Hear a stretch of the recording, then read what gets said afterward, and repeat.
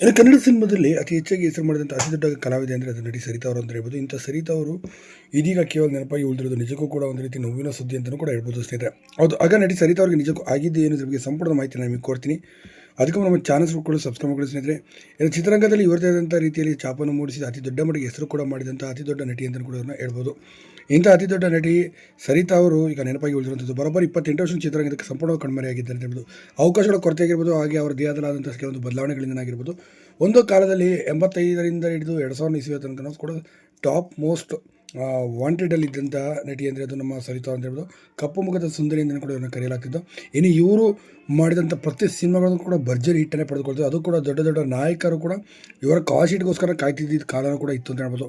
ಇಂಥ ಅದ್ಭುತವಾದ ನಟಿ ಇವತ್ತು ಕಣ್ಮರೆಯಾಗಿ ನಿಲ್ಲವಾಗಿದ್ದಾರೆ. ಸದ್ಯಕ್ಕೆ ಈಗ ತಮಿಳುನಾಡಿನಲ್ಲಿ ವಾಸವಾಗಿದ್ದಾರೆ. ಸ್ವಂತ ಉದ್ಯಮವನ್ನು ಮಾಡಿಕೊಂಡು ಲಂಡನ್ನಲ್ಲೂ ಕೂಡ ಇದ್ದಾರೆ ಎಂಬ ಮಾಹಿತಿಗಳು ಇರುವಂಥದ್ದು.